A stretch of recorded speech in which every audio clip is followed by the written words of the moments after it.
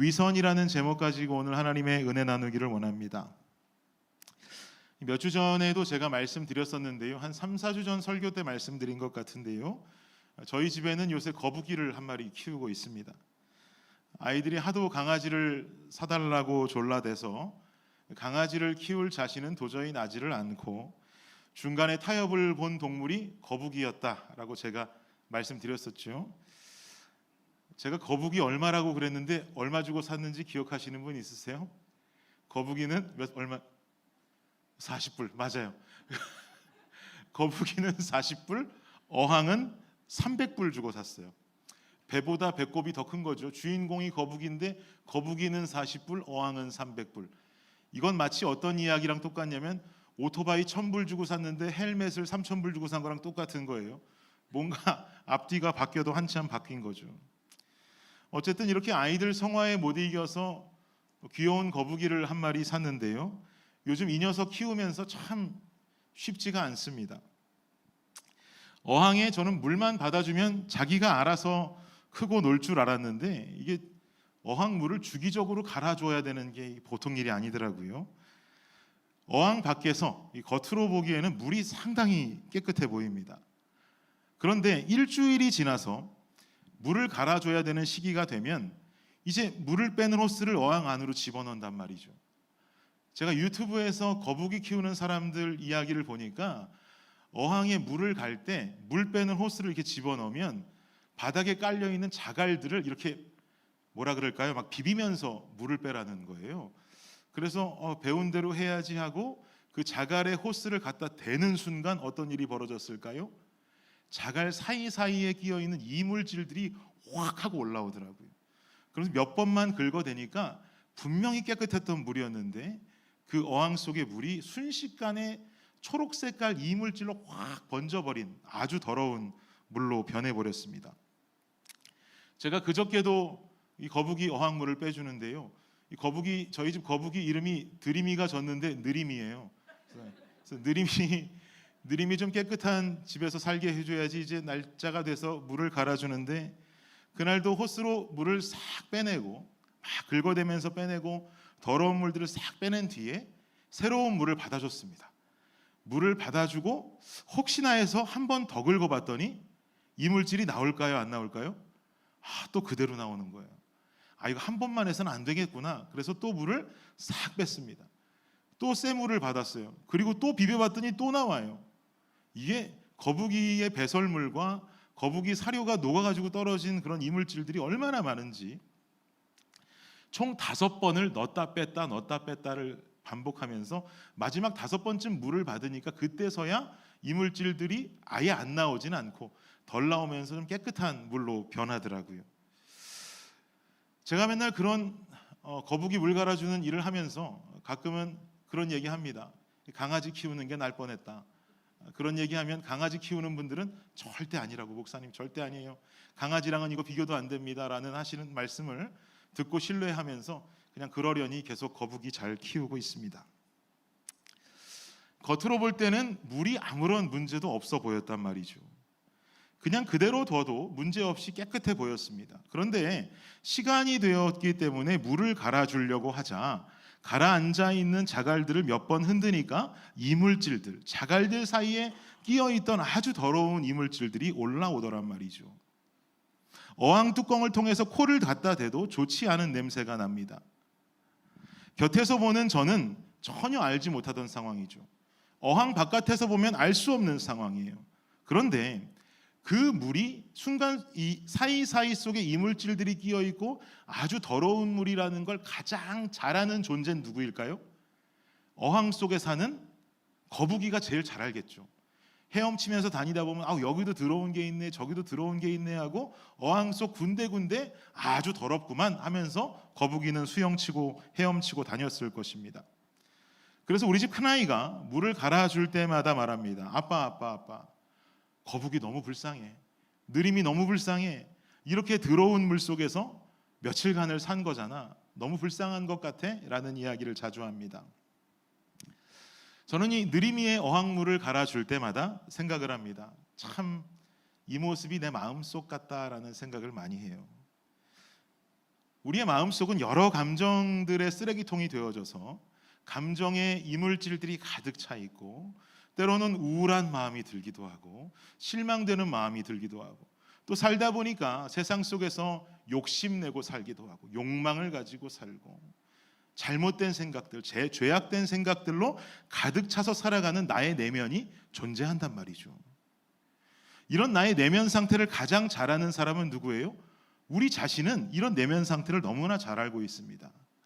내 안에 이런 가식적인 부분이 있지, 내 안에 이런 죄성이 있지, 내 안에 이런 더러운 부분이 있지, 우리 자신이 너무나 잘 알고 있어요. 그런데요, 여기서 우리가 한 가지 더 알아야 할 것은 무엇이냐면, 어항 속에 살고 있는 거북이가 자기가 살고 있는 어항의 상태를 가장 잘 알고 있는 것처럼, 나의 심령 속에 존재하시는 성령께서 함께 나의 내면 깊숙이를 바라보고 계시다라고 하는 사실을 우리는 절대로 잊어서는 안 됩니다. 결국은 내가 나의 내면 상태를 가장 잘 아는 줄 알았더니, 알고 보니까 내 내면에 살고 계시는 성령께서 나보다 내 상태를 더 정확히 알고 계시더라는 거죠. 잠언 21장 2절에 보면 이렇게 말씀합니다. 함께 읽어볼까요? 시작.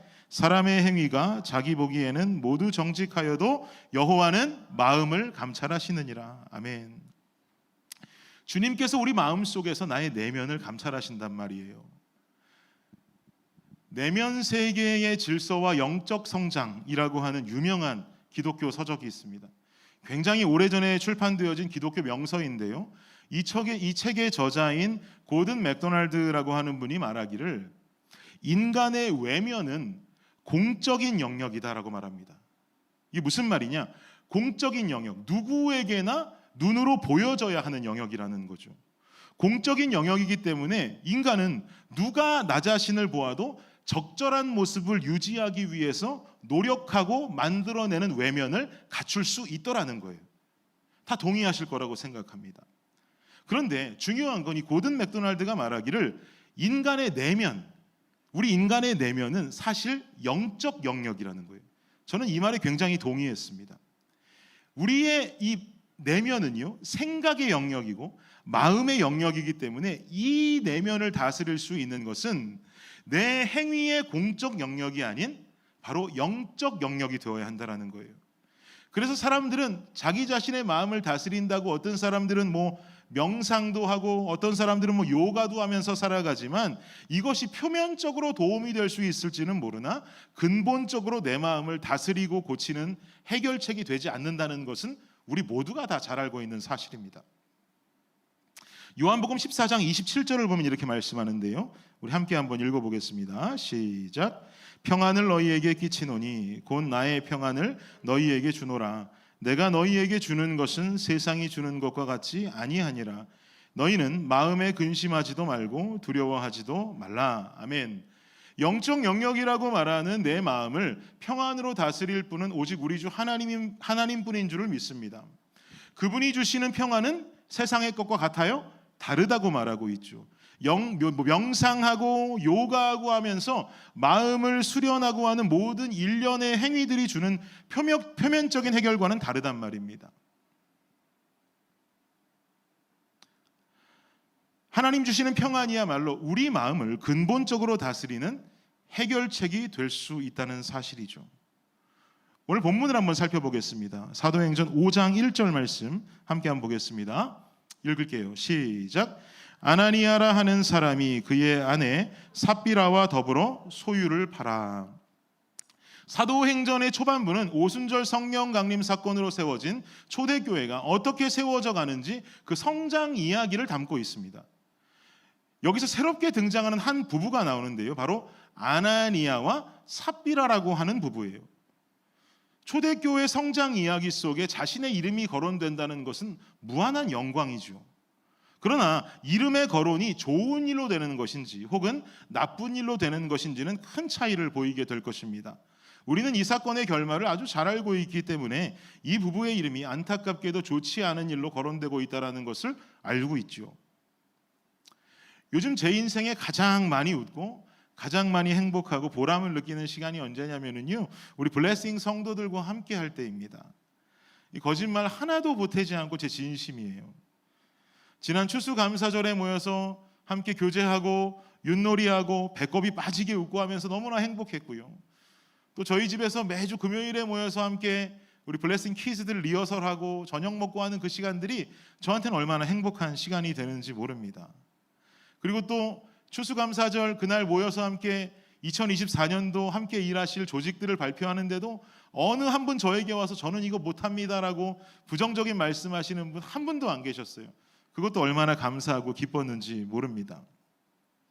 저는 블레싱 성도들 한 분 한 분의 이름이 우리 블레싱 교회 성장하는 이 시기에 좋은 일과 행복한 일로 하나님께 기억되는 이름이 되기를 예수님의 이름으로 축복합니다. 다시 본문으로 돌아와서 보니까 아나니아 삽비라 부부가 자신들의 소유 중에 일부를 팔았습니다. 그리고 이어지는 2절을 보니까 이렇게 말씀하는데요. 함께 읽어볼게요. 시작. 그 값에서 얼마를 감춤해 그 아내도 알더라. 얼마만 가져다가 사도들의 발 앞에 두니. 여기서 판 것은 정확히 말하면 땅입니다. 아나니아 삽비라 부부가 땅을 팔았어요. 땅을 팔았으니까 뭐가 생깁니까? 땅을 판 돈이 생겼겠죠. 그래서 그 돈의 일부를 가지고 사도들의 발 앞에 가지고 나왔다는 거예요.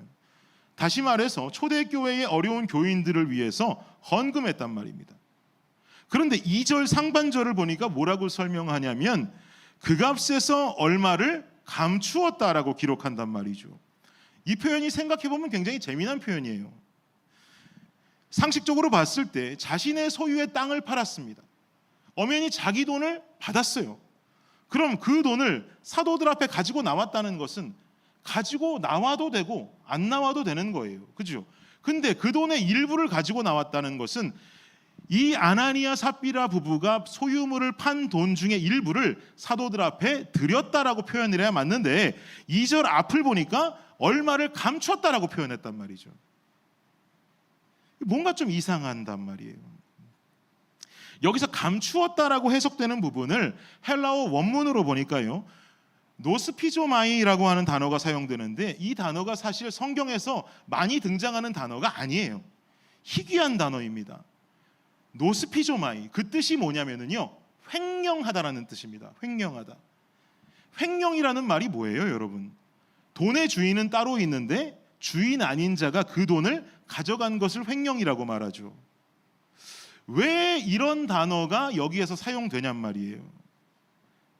이 단어가 또 다른 성경 구절에서 사용된 예를 보니까 히브리어 성경을 헬라어로 번역한 70인역 성경을 통해서 이 단어가 발견된 곳은 다름 아닌 여호수아 7장에서 발견이 됩니다.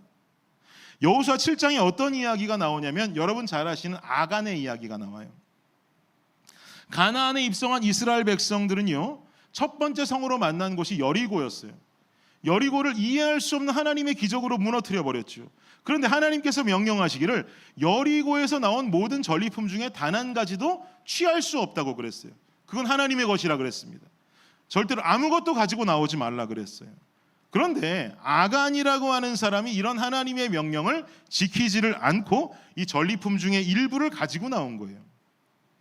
그러자 하나님께서는 여리고성 이후에 아이성이라고 하는 성과 전투를 준비시키시는데 이 아이성은 여리고에 비하면 아주 약한 곳이었거든요. 근데 아이성에서 집니까 이깁니까? 져요. 왜 져요? 이 아간이라는 자가 했던 불순종 때문에 하나님께서는 아이성 전투를 패배하게 만드십니다. 그리고 결국 아이성 전투를 패한 이후에 이 아간이라는 자를 색출해서 죽여버리죠. 이 이야기 속에서 노스피조마이라는 단어가 동일하게 사용됩니다. 횡령하다. 하나님의 것인데, 그 모든 게 하나님의 것인데 그걸 가지고 나온 것, 횡령했다라는 거죠. 이해가 돼요. 그런데 아나니아 삽비라가 판 땅은 왜 노스피조마이냔 말이에요. 이 사람들의 소유가 아니냔 말이에요. 왜 여기에도 횡령이라는 단어가 난데없이 등장하냔 말이죠. 이것을 이해하기 위해서 레위기 말씀을 좀 한번 보겠습니다. 레위기 25장 23절입니다. 함께 읽겠습니다. 시작. 토지를 영구히 팔지 말 것은 토지는 다 내 것임이니라. 너희는 거류민이요 동거하는 자로서 나와 함께 있느니라. 아멘. 레위기는 이스라엘 백성들이 지켜야 하는 율법으로 구성되어져 있는 책입니다. 이 책에서 말하기를 토지를 영구히 팔 수 없다라는 거예요. 왜요? 토지는 누구 거랍니까? 하나님 거래요. 여러분 여기에 이해 있는 분 있으세요? 왜냐하면 인간은요, 이 땅이 만들어지는데 어떠한 공헌도 하지 않았어요. 이 땅을 만드신 분은 오직 하나님 한 분이세요. 근데 이 땅을 창조하신 하나님의 토지를 영구히 팔 수 없다는 거예요. 왜요? 하나님의 소유이니까. 그래서 인간들에게 말씀하시기를 이 토지를 영구히 누군가에게 팔지 못해라고 말씀하시는 겁니다. 그런데 어쩔 수 없이 팔아야 되는 상황이 올 수 있잖아요. 삶이 힘들고 돈이 필요하면 팔아야 될 것 아니겠습니까? 그럼 어떻게 하면 되느냐? 그 땅을 팔기는 팔되 이 원래 소유자의 친척이 누군가에게 판 그 땅을 대신 가서 돈을 물어주고 이 땅의 소유권을 원소유주에게 가져오게 하는 제도가 있었어요. 이걸 뭐라고 말하냐면 토지 무르기 제도라고 그럽니다. 그런데 만약에 그럴 만한 친척도 없다면 어떻게 할까요? 50년에 한 번 찾아오는 희년 제도를 통해서 누군가 이 땅값을 무르지 않아도 원래 소유자에게 그 땅을 돌려주는 제도가 있었습니다. 즉 무슨 말이냐면 이스라엘은요, 율법적으로 하나님의 소유의 이 땅을 영구히 누구에게 완전히 팔 수 없게 되어 있었단 말이에요. 그래서 지금 이 성경 속에서 노스피조마이, 횡령했다라는 단어를 쓰고 있는 것입니다. 그런데 이런 제도가 이스라엘 속에서 잘 지켜졌을까요? 그렇지 않죠.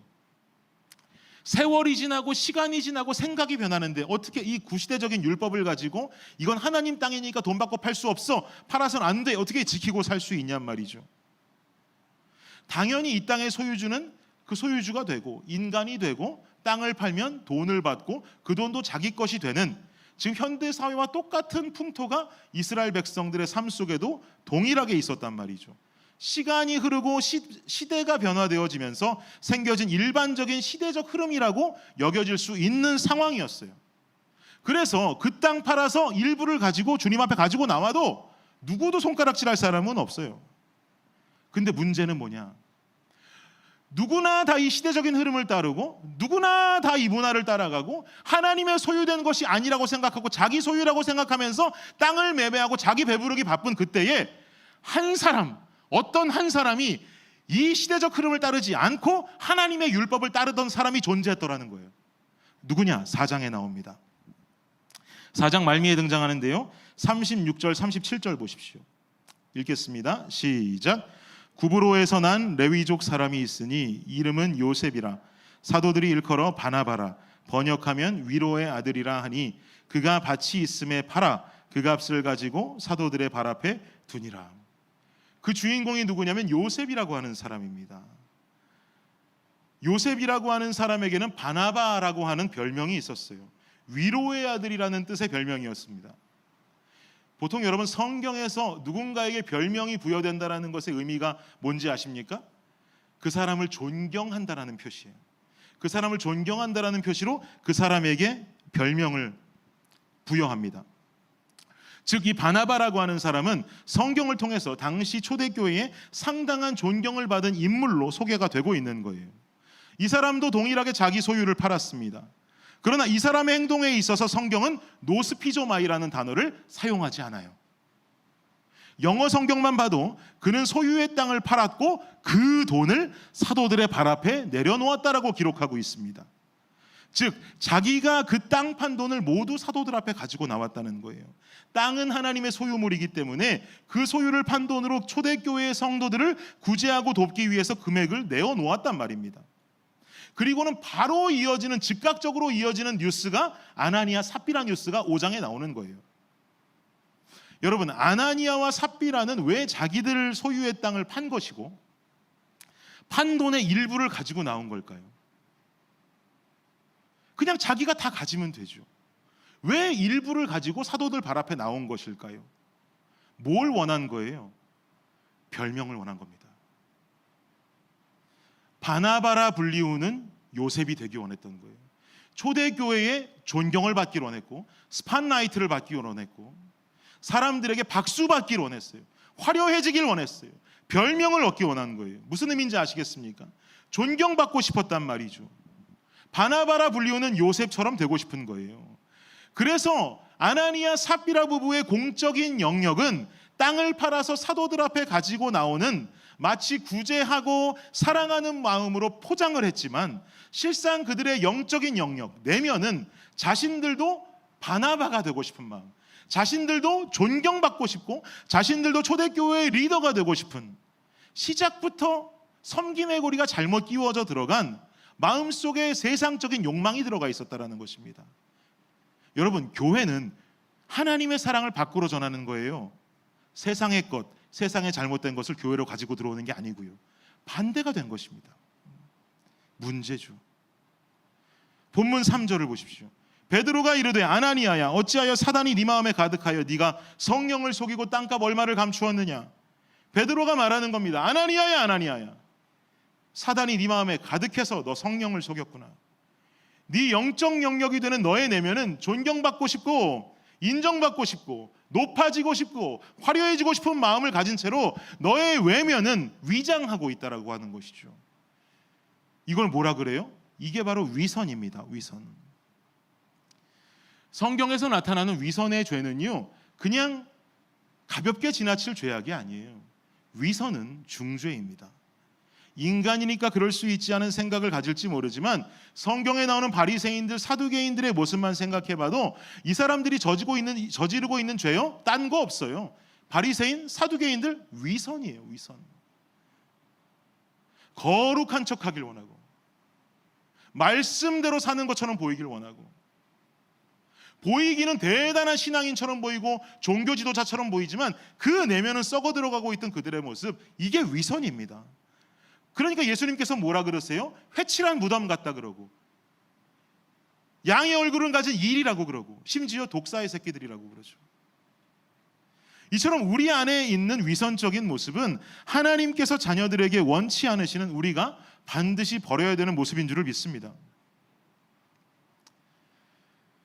여러분 같은 일반인들께서는 잘 이해하시지 못하겠지만 저와 같은 비만인들은 옷을 사면 옷을 입기 전에 늘 거쳐야 하는 의식이 하나 있어요. 티셔츠를 사면 옷을 입기 전에 티셔츠 안에 팔을 집어넣고 양쪽으로 늘리는 의식을 수차례 진행해 줘야 됩니다. 이때 찢어지지 않게 늘리는 게 노하우이고 찢어지지 않게 할 수 있는 게 비만인의 경력이에요. 이 의식을 하지 않으면 옷을 입었을 때 다른 사람보다 제 자신이 가장 먼저 놀랍니다. 마음속으로 이런 생각하실 수도 있죠. 목사님, 그러면 한 치수 큰 옷을 사면 될 것 아닙니까? 이런 생각 자체가 우리 비만인들의 심정을 이해할 마음 자체가 없는 가장 큰 실수입니다. 2X라지를 사서 입으면 굉장히 편하게 옷을 입을 수 있지만 X라지를 사면 손을 넣어서 늘리는 의식을 해야 된다면 우리는 그래도 X라지를 사서 늘리는 의식을 하면서 X라지를 입겠다는 거예요. 왜 그래요, 여러분? 우리에게 남아있는 마지막 자존심입니다. 누군가 목사님은 무슨 사이즈의 셔츠를 입으세요? 라고 물어봤을 때 당당하게 X라지를 입습니다라고 말하고 싶은 이 마음, 왠지 앞에 이자가 붙으면 지적이지 못하고 무식해 보일 것 같은 이 마음 때문에 나는 X라지를 입습니다라고 말하고 싶어서 옷을 사면 양쪽으로 계속 늘려가면서 옷을 늘려 입는다라고 하는 이 사실, 굉장히 슬픈 의식이죠. 그런데 작년 제 생일에 제가 적지 않은 충격을 받았습니다. 몇 청년들이 제 생일이라고 제게 셔츠를 2장 선물로 주었는데 2X라지를 사왔더라고요. 무슨 말입니까? 평소에 제가 그렇게 X라지라고 여러 번 말을 했는데 2X라지를 사왔다는 것은 제가 그렇게 손으로 늘리는 의식을 많이 했음에도 불구하고 셔츠가 평소에 작아 보였다는 말 아니겠습니까? 제 영적 영역이 공적 영역을 속여보려 하였으나 결국 제 공적 영역도 다 들켜버리게 되었다라고 하는 아주 마음 아픈 사건이었습니다. 위선의 결말이죠. 오늘 저도 제 이런 위선적인 모습을 주님 앞에 회개하면서 이번에 티셔츠는 2X라지로 들고 입고 이 자리에 섰습니다. 저는 여러분께 지금 재미를 섞어서 졸음도 쫓아드리고 싶고 여러분께 제 하찮은 위선을 재미를 붙여서 고백했습니다만 저와 우리 블레싱 가족들의 삶 속에서 성령을 속이고 내면 세계의 질서를 어지럽히는 위선이라는 이름의 사단의 역사가 물러가기를 예수 그리스도 이름으로 축복합니다. 그럼 우리는 어떻게 우리의 내면을 하나님의 뜻대로 거룩하고 아름답게 만들 수 있을까요? 그분이 내 안에 거하신다면 나도 그분 안에 거하는 삶을 살아야 됩니다. 요한복음 15장 5절입니다. 함께 읽겠습니다. 시작. 나는 포도나무요 너희는 가지라. 그가 내 안에 내가 그 안에 거하면 사람이 열매를 많이 맺나니 나를 떠나서는 너희가 아무것도 할 수 없음이라. 거북이가 더러운 어항 속에 살기 때문에 더러운 어항 사정은 거북이가 가장 잘한다고 말씀드렸습니다. 성령께서는 우리 안에 내주하시는 줄을 믿습니다. 그래서 우리 속사람의 사정을 사실 나보다 더 정확하게 아시고 감찰하시는 분이 성령님이세요. 요한복음에 말씀하기를 예수님은 포도나무고 우리는 가지라고 말씀하죠. 그리고 말씀하시기를 그가 내 안에 그리고 내가 그 안에 거하면 열매를 많이 맺는다라고 말씀하십니다. 우리는요 성령이 우리 안에 내주하신다라고 자꾸 말하니까 일방적인 개념으로만 받아들입니다. 아, 성령이 내 안에 계시는구나, 그분이 내 안에 살고 계시는구나라고 일방적인 개념으로 받아들여요. 그러나 성경은 말씀하기를 그가 내 안에 거한다면 나도 그분 안에 거해야 한다라고 말하는 일방적인 개념이 아닌 상호적인 개념으로 말씀하고 있습니다. 사랑하는 블레싱 가족 여러분, 하나님 안에 거하는 삶을 살고 계십니까? 성령께서 내 안에 거한다고 생각하니까 마치 내가 성령을 담을 수 있는 큰 존재처럼 여겨집니다. 그러나 실상은 그렇지 않다는 것이죠. 우리가 잘 아는 찬양에도 이런 가사가 있죠. 나의 작음을 알고 그분의 크심을 알며 그 깊은 길로 가기 원합니다. 그분이 작기 때문에 그리고 내가 크기 때문에 그분이 내 안에 거하시는 게 아니고요, 크신 하나님께서 작은 내 인생에 거하신다는 것 자체가 축복인 거예요. 그러므로 결국 작은 내가 크신 하나님 안에 거하는 상호적인 삶을 살아야 한다는 것이죠. 이 삶이 우리의 신앙을 더 깊은 길로 성숙하게 만들어주는 지름길인 줄을 믿습니다. 그럼 우리는 어떻게 해야 그분 안에 거할 수 있을까요? 시편 1편 3절은 이렇게 말합니다. 읽겠습니다. 시작.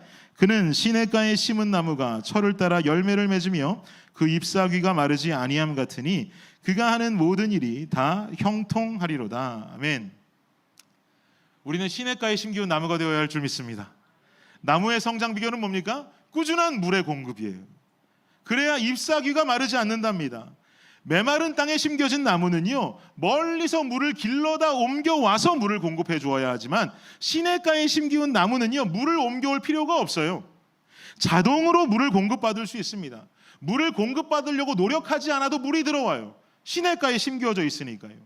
사랑하는 블레싱 성도 여러분, 여러분의 하루는 얼마나 시냇가에 심겨져 있습니까? 바쁘게 하루 살다가 자려고 누웠더니 그제서야 잊고 있던 말씀이 기억나고 하나님의 존재가 떠오르신다면 죄송하지만 이거 메마른 땅에 심기워져 있는 것입니다. 우리의 인생을 시냇가 옆에 단단히 심기워진 나무로 살아가시기를 예수님 이름으로 축복합니다. 그래서 제가 여러분들께 화요일부터 금요일까지 하루를 살아갈 말씀을 계속해서 배달드리고 있잖아요. 새벽 예배를 결단하신다면 너무나 좋겠죠. 저는 교회 개척하고 가장 먼저 소망 있게 빨리 문을 열었던 게 새벽 예배였습니다. 목사는 새벽 되면 자동으로 눈 떠질 것 같으시죠? 성령이 충만해서. 솔직히 그렇지가 않습니다. 너무 힘들어요, 저도. 여러분들과 똑같이 집에 새벽에 히터는 돌아가고 두꺼운 이불 따뜻하게 덮고 있으면 이거 팍 박차고 일어나기 죽기보다 싫습니다. 그런데 교회 개척하고 좀 더 있다가 새벽 예배 시작해도 되잖아요. 저도 사실 그러고 싶었어요. 근데 솔직하게 제가 여러분들께 고백하기를 새벽에 기도하지 않으니까 제 인생이 시냇가에서 점점 멀어지는 인생이 되더라고요. 새벽에 무릎 꿇지 않으니까 이건 뭐 자꾸 낮이고 밤이고 어디 멀리까지 가서 물 길러와야 되는 거예요. 말씀 틀어놔야 되고 어떻게든 뭐라도 공급을 받아야 되는 거예요.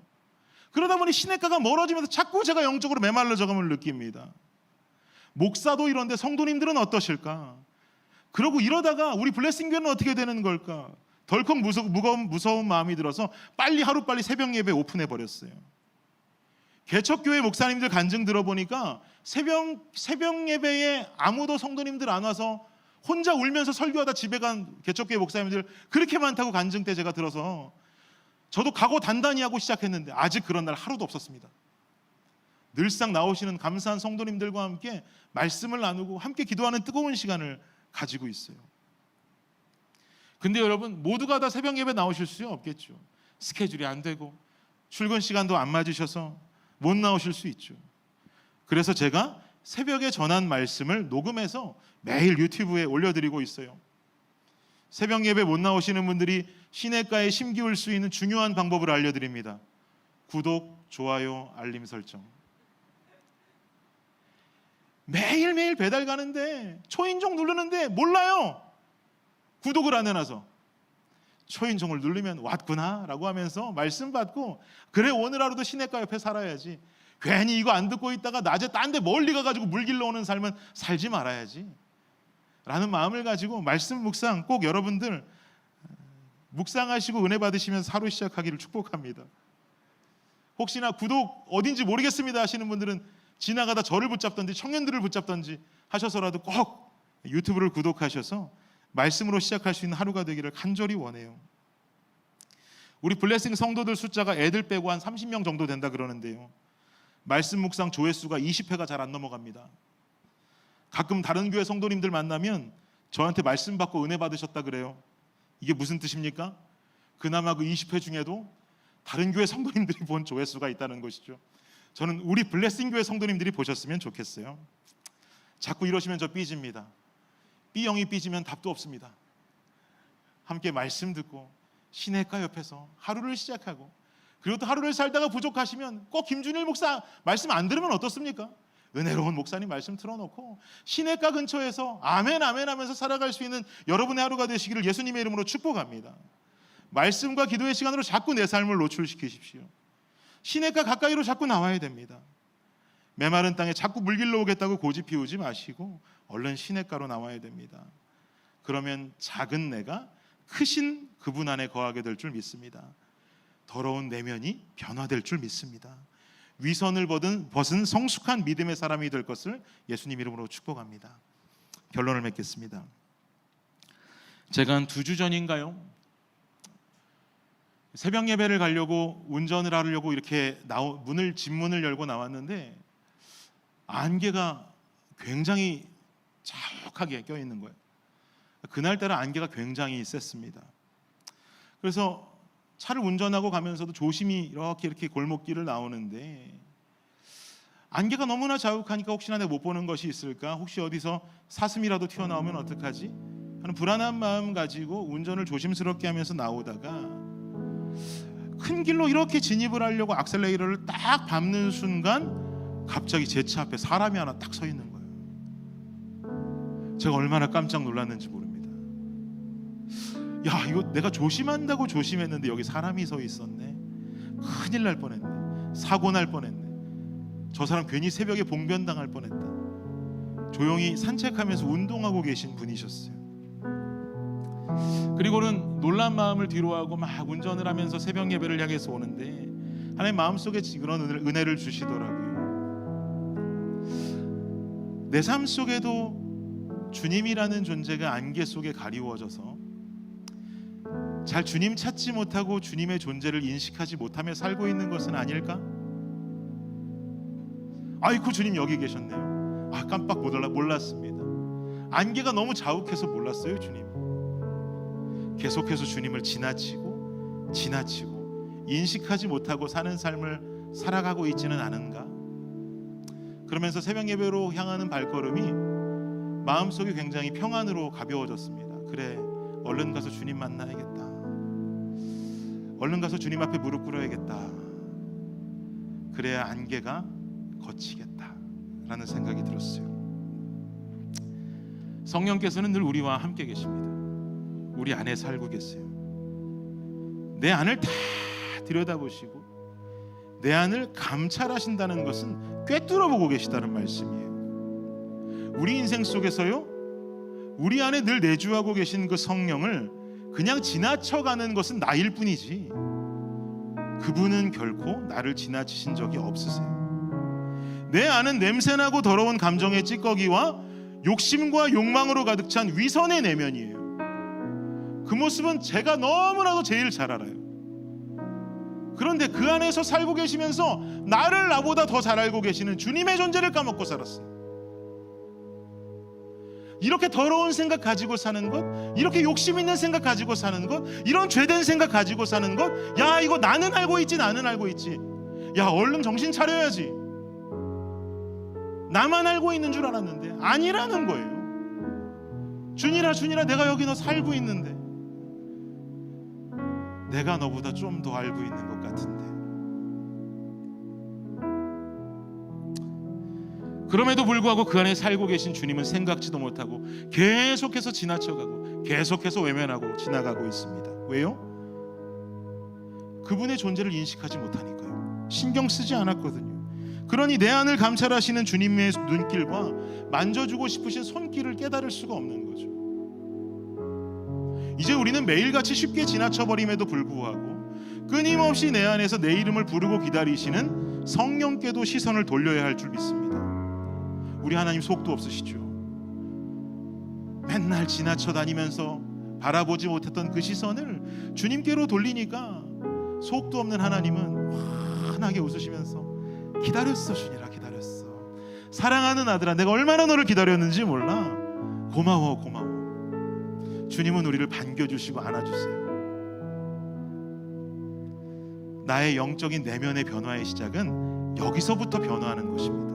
수련회 때 받은 한 번의 은혜, 부흥회를 통해 받은 한 번의 은혜, 간증 집회를 통해서 받은 은혜, 갑자기 필 받아서 며칠 금식하고 한 기도, 여러분 이런 것들이 내 삶을 변화시키는 게 아니에요. 우리 삶을 변화시키는 것은 어제도 내 시선을 주님께 맞추고 살았는데 오늘도 맞추려고 하는 그 노력과 그 몸부림, 오늘도 주님 앞에 시선을 맞추고 살았는데 내일도 맞추고 싶어하는 그 나의 마음속에 있는 영적인 열망과 욕심, 그 사람이 안개 속에 서 있는 주님을 만납니다. 그리고 함께 걷습니다. 내면이 변화됩니다. 그리고 주님과 함께 걷는 그 길을 주님 손잡고 이 땅이 아닌 하늘에 소망 두며 살아갈 수 있는 사람들이 될 줄을 믿습니다. 그만 외면하십시오. 우리 안에 살고 계시는 그 주님과 함께 걸으면서 나의 내면도 나의 겉모습과 동일하게 아름답고 정결하고 거룩하게 가꾸어 나아갈 수 있는 위선된 하나님 백성 아닌 진실된 주님의 제자된 삶 살아갈 수 있는 우리가 되기를 예수 그리스도 이름으로 축복합니다. 이 시간 우리 마지막으로 함께 결단의 시간을 갖도록 하겠습니다.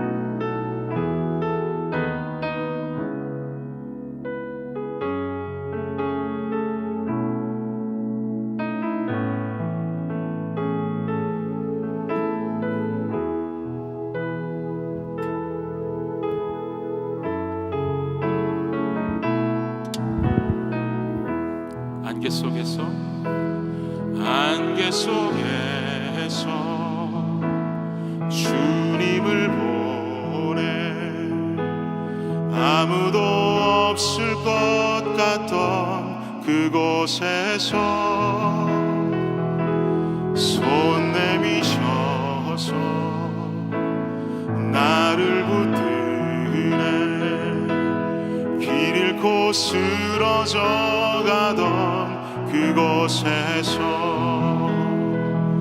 주 말씀하시네 내 손 잡으라고 내가 곧 길이요 진리 생명이니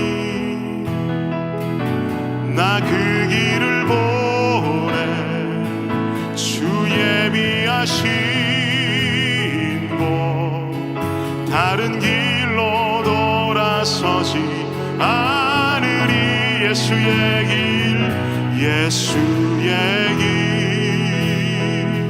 그 좁은 길 나는 건네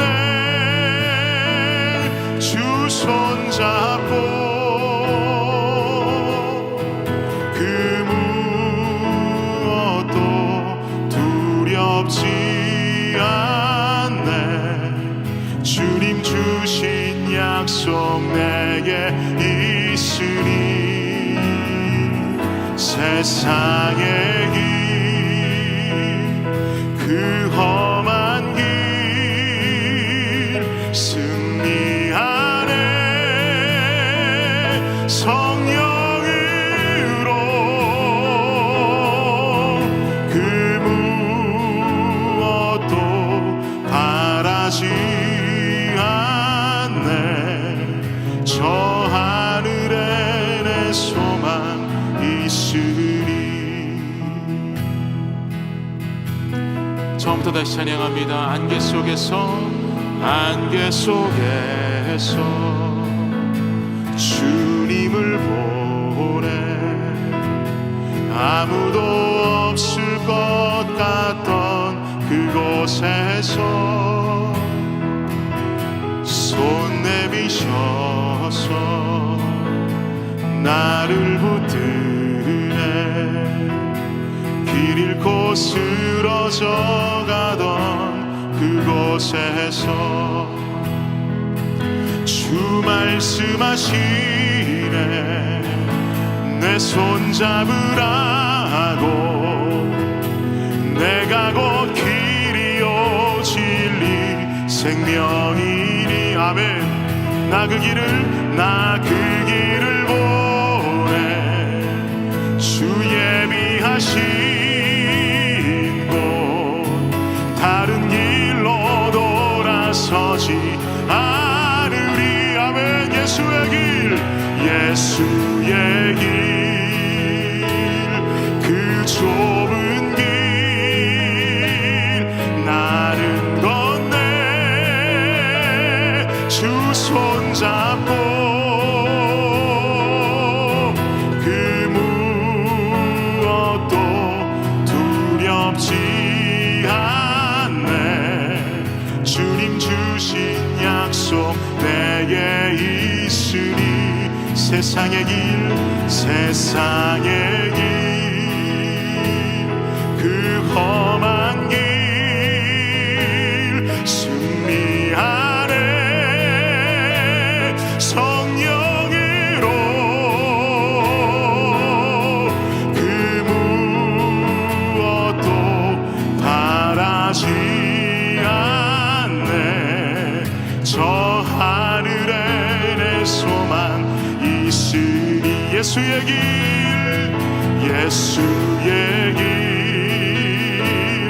그 좁은 길 나는 건네 주 손잡고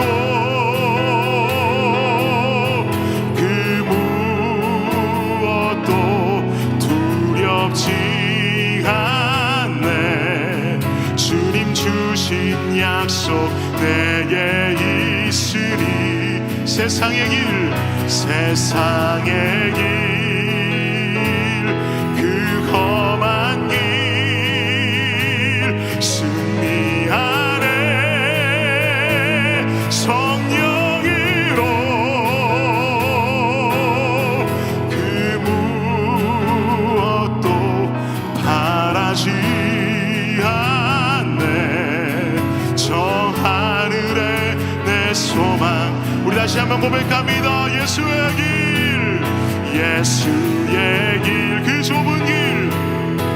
그 좁은 길 나는 건네 주 손잡고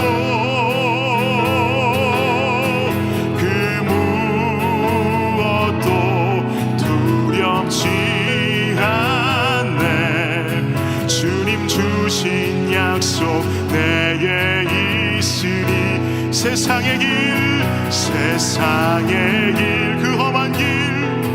그 험한 길 승리하네 성령으로 그 무엇도 바라지 않네 저 하늘에 내 소망 우리 한 번만 더 고백합니다. 예수의 길 그 좁은 길 나는 건네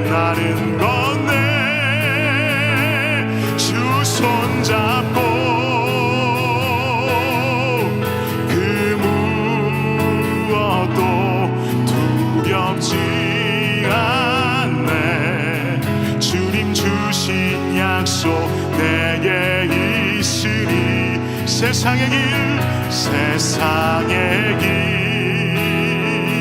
그 험한 길 승리하네 성령으로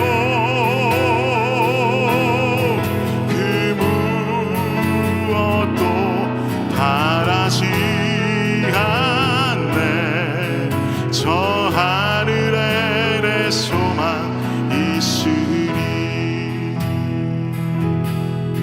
주는 내 맘을 고치시고 볼 수 없는 상처 만지시네 나를 아시고 나를 아시고 나를 이해하시네 내 영혼 새롭게 세우시네 주는 내 맘을 고치시고 주는 내 맘을 고치시고 우리 마음에 손을 얹고 찬양합니다 볼 수 없는 상처 만지시네 나를 아시고 나를 이해하시네 내 영혼 새롭게 세우시네 주는 내 맘을 고치시고 주는 내 맘을 고치시고 볼 수 없는 상처 만지시네 나를 아시고 나를 아시고 나를 이해하시네 내 영혼 새롭게 세우시네 우리 한 번 더요 주는 내 맘을 고치시고 볼 수 없는 상처 만지시네 나를 아시고 나를 아시고 나를 이해하시네 내 영혼 새롭게 세우시네 우리 시간 가슴에